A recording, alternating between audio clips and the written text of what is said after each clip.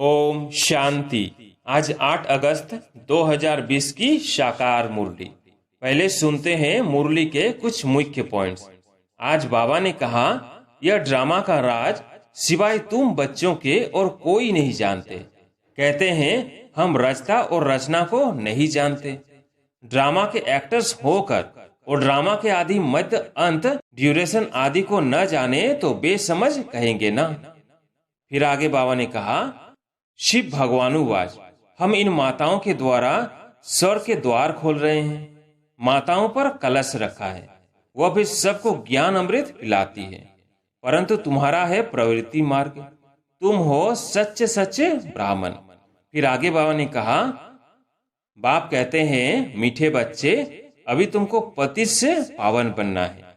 युक्ति बहुत सहज बताते हैं, अपने को आत्मा समझ बाप को याद करो।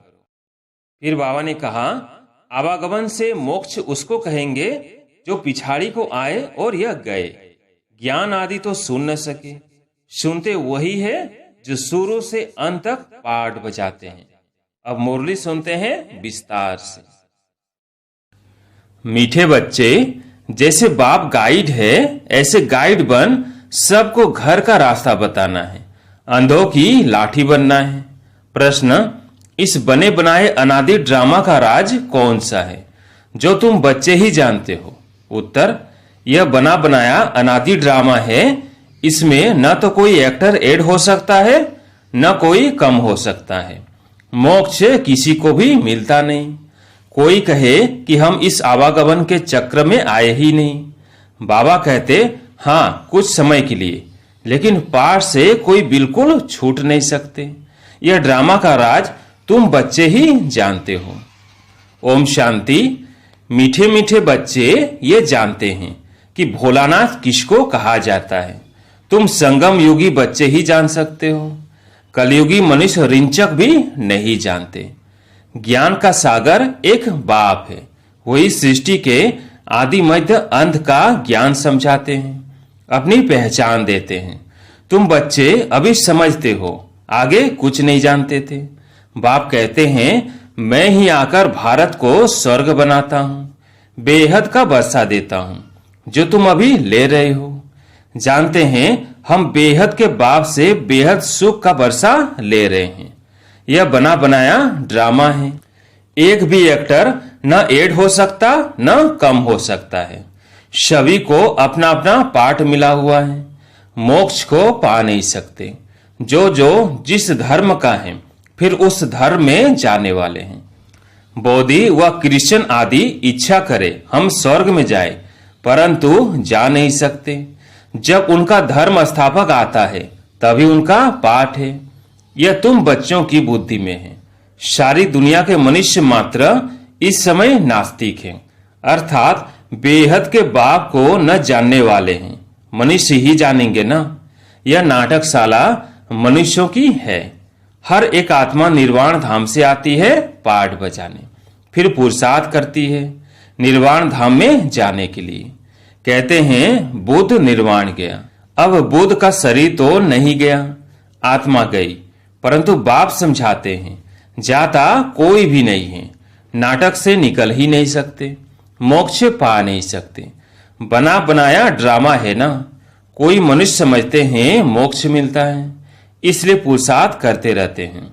जैसे जैनी लोग पुरुषार्थ करते रहते हैं, उनकी अपनी रस्म रिवाज है, उनका अपना गुरु है जिसको मानते हैं। बाकी मोक्ष किसको भी मिलता नहीं है।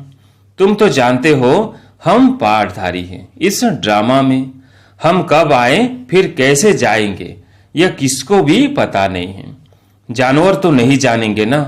मनुष्य ही कहते हैं हम एक्टर्स पाठधारी हैं। यह कर्म क्षेत्र है जहां आत्माएं रहती है, उनको कर्म क्षेत्र नहीं कहा जाता। वो तो निराकारी दुनिया है, उसमें कोई खेल पाल नहीं है, एक्ट नहीं। निराकारी दुनिया से सारी दुनिया में आते हैं पाठ बजाने, जो फिर रिपीट होता रहता है। प्रलय कभी होती ही नहीं। शास्त्रों में दिखाते हैं महाभारत लड़ाई में यादव और कौरव मर गए, बाकी 5 पांडव बचे, वो भी पहाड़ों पर गल मरे। बाकी कुछ रहा नहीं। इससे समझते हैं प्रलय हो गई। ये सब बातें बैठ बनाई हैं। फिर दिखाते हैं समुद्र में पीपल के पत्ते पर एक बच्चा अंगूठा चूसता आया। अब इनसे फिर दुनिया कैसे पैदा होगी? मनुष्य जो कुछ सुनते हैं वो सत सत करते रहते हैं। अभी तुम बच्चे जानते हो कि शास्त्रों में भी क्या क्या लिख दिया है। यह सब है भक्ति मार्ग के शास्त्र। भक्तों को फल देने वाला एक भगवान बाप ही है। कोई मुक्ति में, कोई जीवन मुक्ति में चले जाएंगे। हर एक पाठधारी आत्मा का जब पाठ आएगा तब फिर आएगी। यह ड्रामा का राज सिवाय तुम बच्चों के और कोई नहीं जानते।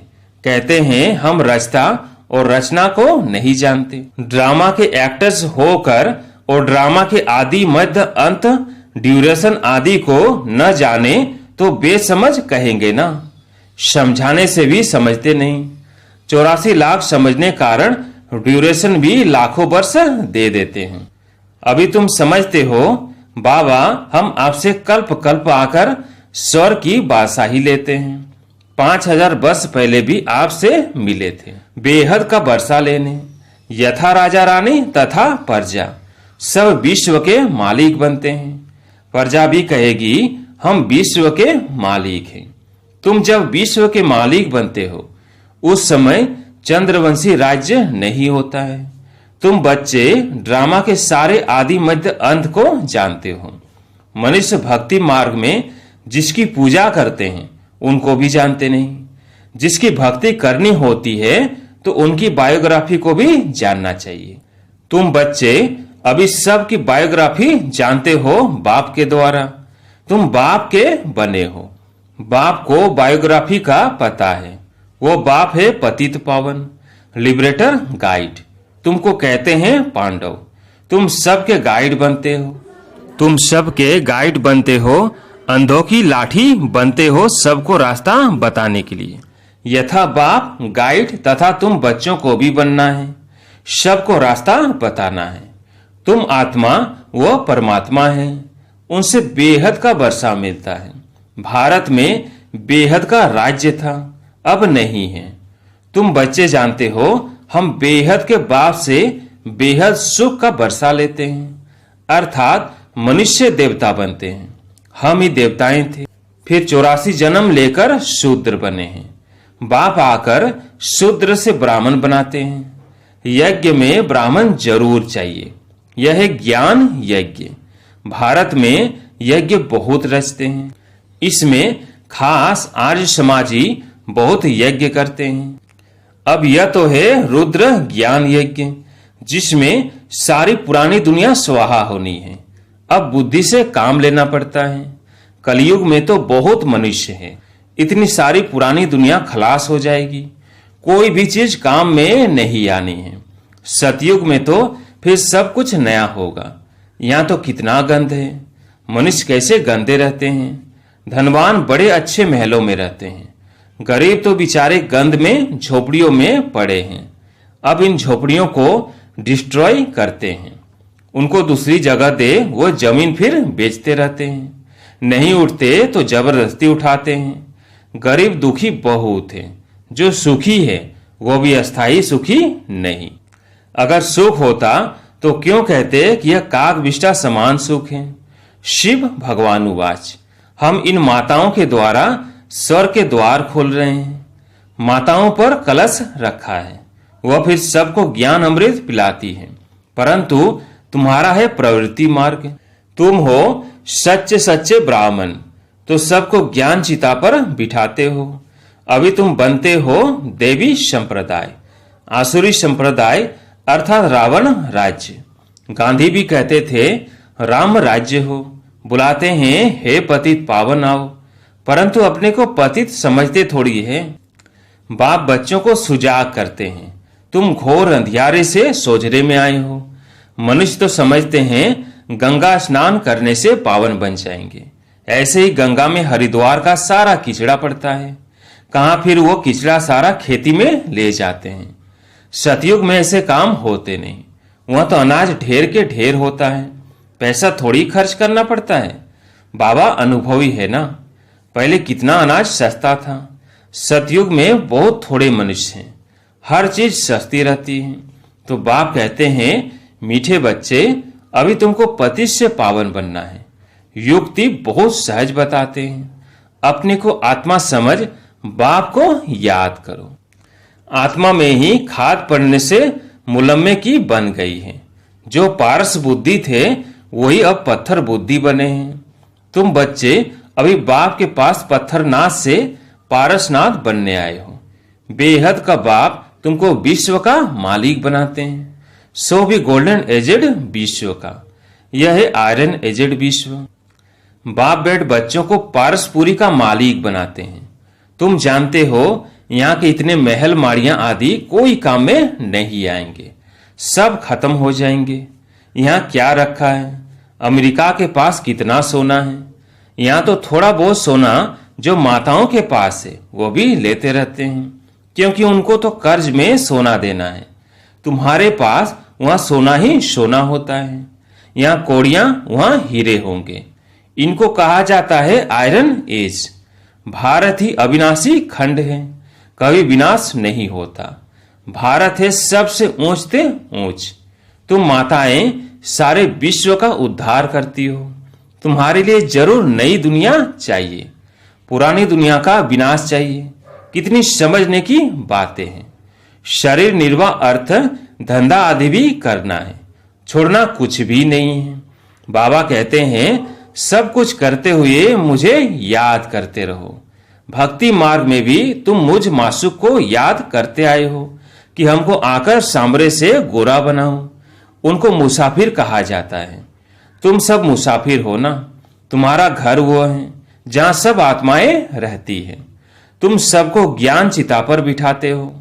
सब हिसाब किताब चुकतू कर जाने वाले हैं। फिर नए सिर तुम आएंगे। जितना याद में रहेंगे उतना पवित्र बनेंगे और ऊंच पद पाएंगे। माताओं को तो फुर्सत रहती है। मेष की बुद्धि धंधे आदि तरफ चक्र लगाती रहती है। इसलिए बाप ने कलश भी माताओं पर रखा है। यहाँ तो स्त्री को कहते हैं कि पति ही तुम्हारा ईश्वर गुरु सब कुछ है, तुम उनकी दासी हो। अभी फिर बाप तुम माताओं को कितना ऊंच बनाते हैं। तुम नारियां ही भारत का उद्धार करती हो।